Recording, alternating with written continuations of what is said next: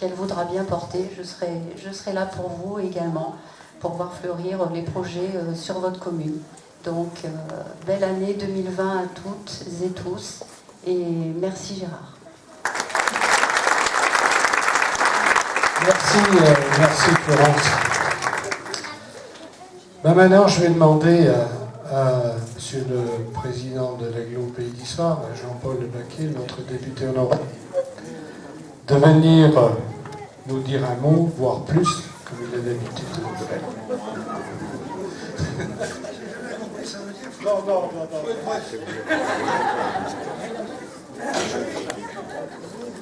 Bien, monsieur le sous-préfet, madame le sénateur honoraire, cher ami, madame la conseillère régionale, messieurs, madame, monsieur les conseillers départementaux et monsieur le maire d'Issoire, bien sûr, mesdames, messieurs les élus, mesdames, messieurs. Monsieur le maire, quand je vous ai écouté, entendu, expliquer votre parcours, votre vision, j'ai pensé aux vœux dimanche dernier chez notre ami le maire d'Oya, de Fla Oya. Où est-ce qu'il est? Il est là. Et je disais combien il est agréable de se retrouver dans nos communes pour parler communaux, de nos réussites, de nos échecs, de nos joies, de nos peines, au moment où le monde est si instable, au moment où la France traverse une crise, on ne sait plus où on va, au moment où des Français, en particulier les soldats du 28e régiment de transmission, sont au Sahel pour nous protéger contre le terrorisme, vu l'évolution mondiale, au moment où, et vous l'avez dit, monsieur le maire, tout à l'heure, nous avons les plus grandes inquiétudes sur les changements climatiques et les conséquences dramatiques que cela peut avoir, nous en avons eu aperçu pendant cet été. Alors oui, il est agréable de se retrouver ce soir à Orbeil, pour entendre parler d'Orbeil, pour entendre parler de la démocratie locale. Alors c'est vrai. Quand on parle de la réfection du mur du cimetière, de la peinture faite par les hommes commandants, de la prolongation d'un réseau d'assainissement pour joindre deux villages, cela peut paraître quelque peu surprenant, surtout à l'époque de la métropolisation. On a tendance à croire que seules les métropoles existent. Je vous signale que j'ai voté contre à l'Assemblée nationale. Non pas contre les grandes métropoles, qui me semblaient totalement indispensables à l'échelle européenne, mais contre la vanité des maires qui voulaient qu'ils soient métropoles. Vous auriez pu demander d'être métropole à Orbeil d'ailleurs. Et à mon avis, cela n'apporte rien. Eh bien, c'est vrai, oui, que ce que vous avez écrit peut paraître un peu ridicule à l'échelle des métropoles. Et pourtant, c'est là que se pratique la vraie démocratie. La démocratie de terrain, la démocratie locale. Avec le rôle essentiel du maire. Il est heureux, monsieur le sous-préfet, de découvrir que le président de la République a enfin découvert qu'il existait des maires. Je me souviens dans le début de son mandat, avec quel mépris il parlait des élus locaux. Et puis, il y a eu des événements dans ce pays. Et on a découvert tout d'un coup que la proximité existait. Qu'il y avait des femmes et des hommes qui, tous les jours, travaillent pour le mieux vivre de leurs concitoyens. Qui, tous les jours, s'investissent pour leur mairie. Et vous faites partie de cela.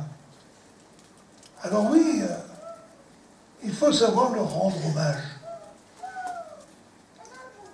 Vous refusez le 4e mandat. Faut-il vous en vouloir? Moi, je refuse le 9e. Mais, comme je me souviens avoir eu quelques responsabilités dans votre engagement, peut-être même un peu plus, Comme je me souviens avoir créé quelques conflits familiales pour le renouvellement de vos mandats, aujourd'hui, permettez-moi de dire à votre épouse et à vos enfants que je suis heureux que vous ayez décidé de leur accorder un peu de votre temps. Car être maire, c'est d'abord être amoureux de sa commune. Bertrand le disait hier. Et c'est donner au service de ses concitoyens sans rien attendre. Pas se faire d'illusions sur les remerciements et la gratitude, mais tenir beaucoup plus compte de la critique parce qu'elle existe. Et vous partez et vous vous posez la question, qu'est-ce qu'il va rester de mon passage dans la mairie d'Orbeil? Vous inquiétez pas, tout sera oublié. Ça va très vite et je vous rassure. Mais la seule chose qui compte, et je vais citer un président de la République à qui on posait la question, on lui disait, votre deuxième mandat va se terminer. Qu'aimeriez-vous que l'on pense de vous? Il a répondu, simplement qu'on le dise, il a fait ce qu'il a pu. Eh bien, monsieur le maire, je vous le dis, et la population d'Orbeil le pense, vous avez fait ce que vous pouvez.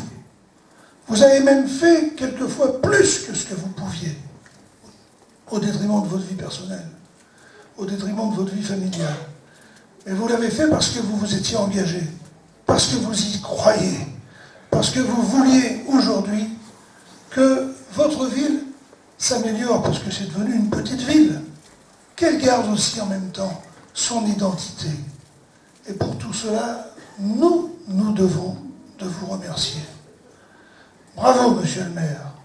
Et maintenant, profitez de la vie. Profitez-en totalement. Et comme dirait Jocelyne, avec beaucoup d'amour, celui que vous méritez. Vive la commune d'Orbeil. Vive le maire retraité et vive la République.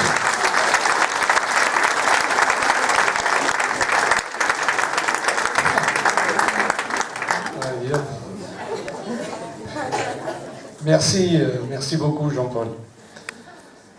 Bien, maintenant je vais donner la parole à notre sénatrice honoraire Michèle André, et je suis ravi qu'elle ait pu venir ce soir. Chaque fois que je l'invite d'ailleurs, elle répond présente, et pourtant elle n'est pas trop du coin là.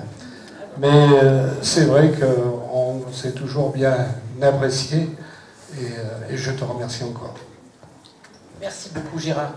Monsieur le sous-préfet, mesdames, messieurs les élus, chers amis, cher Jean-Paul, nous les honoraires, eh bien, je vois que nous n'avons pas perdu notre capacité à intéresser.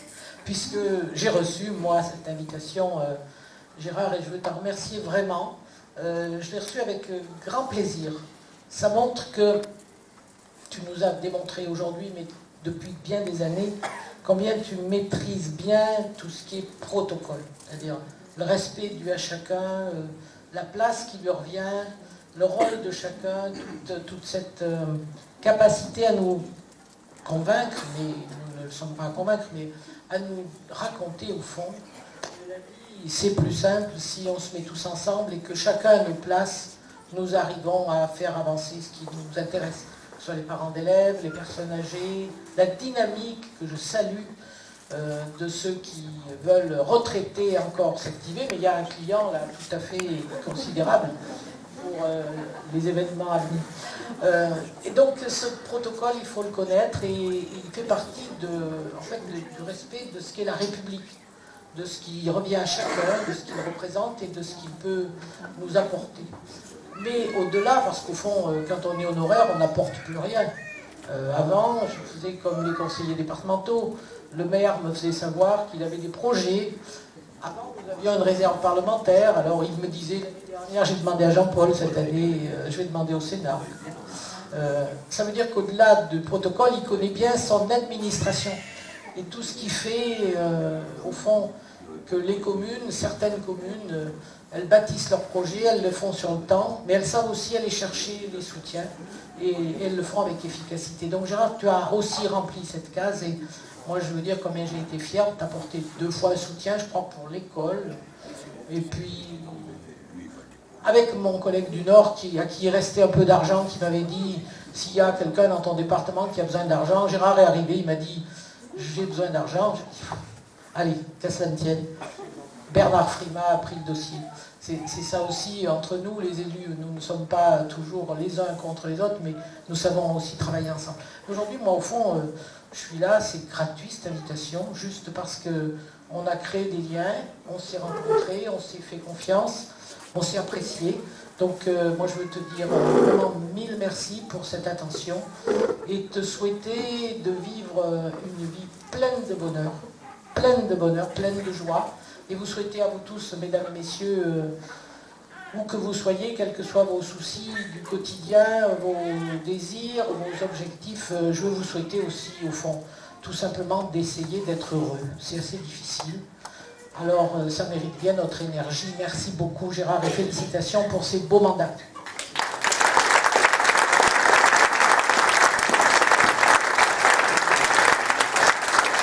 Merci Michel. Et pour terminer, je vais demander à monsieur le sous-préfet s'il veut bien nous dire un mot. Notre nouveau sous-préfet. Merci, monsieur le maire.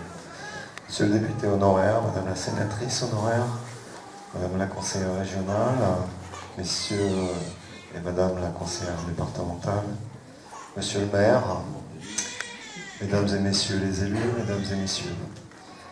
Alors, d'abord, je voudrais vous souhaiter à tous et à toutes la meilleure année possible, plein de bonnes choses pour vous, pour vos proches, pour votre famille, que ça puisse se passer le mieux possible en 2020. Ensuite, monsieur le maire, je vous remercie de m'avoir invité. Alors c'est vrai que dans un premier temps, je vous avais dit que je ne pourrais pas venir pour la simple et bonne raison que je ne voulais pas paraître impoli en arrivant à la fumée des cierges. Mais comme vous avez insisté en me disant mais c'est pas grave, même si vous arrivez en retard, venez quand même. J'ai demandé à mon chauffeur, mais personne ne le répétera, de rouler un petit peu vite pour pouvoir être là le plus rapidement possible et pour participer à cette cérémonie à laquelle vous avez fait le grand plaisir de m'inviter. Alors, cette année, vous l'avez dit, vous l'avez redit, c'est une année d'élection municipale.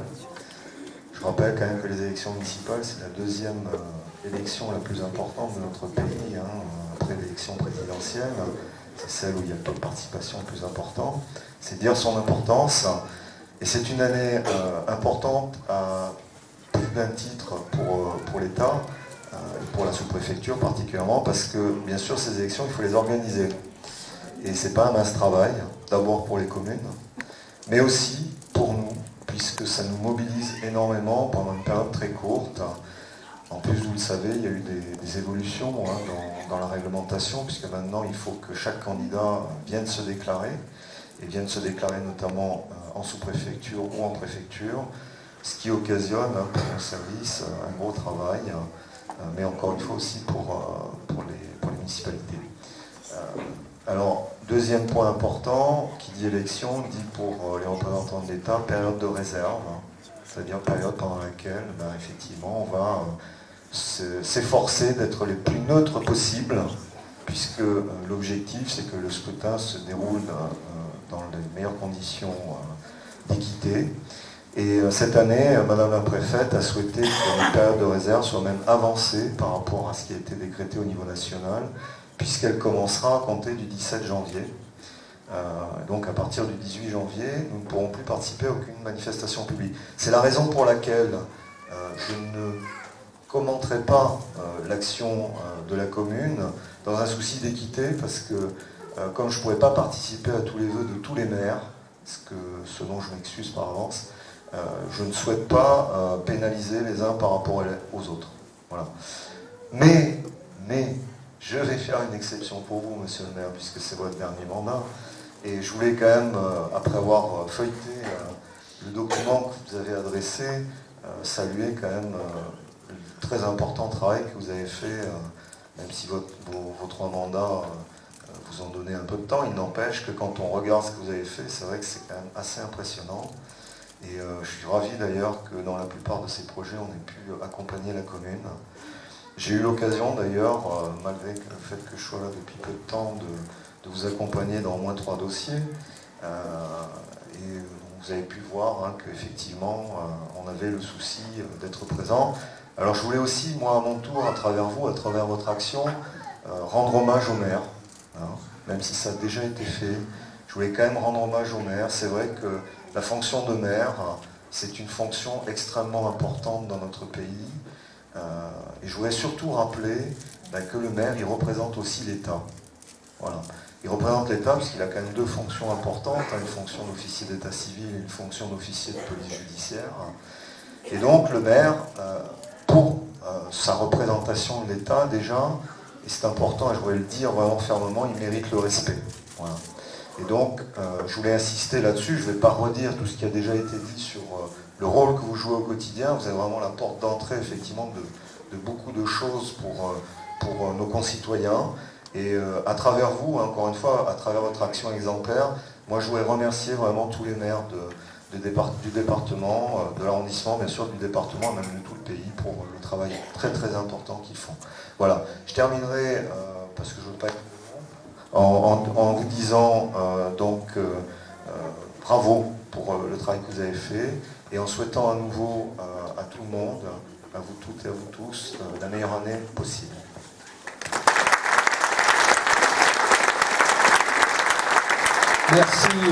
Merci monsieur le sous-préfet. Bon, et bien pour terminer, je vous renouvelle tous mes vœux. Je vous remercie tous de votre présence. Je suis hyper touché par cette nombreuse présence qui est là ce soir. Puis je vous remercie de nous avoir écoutés avec attention. Et puis, ma foi, je vous invite maintenant à prendre le verre de l'amitié. Voilà. Bonne soirée.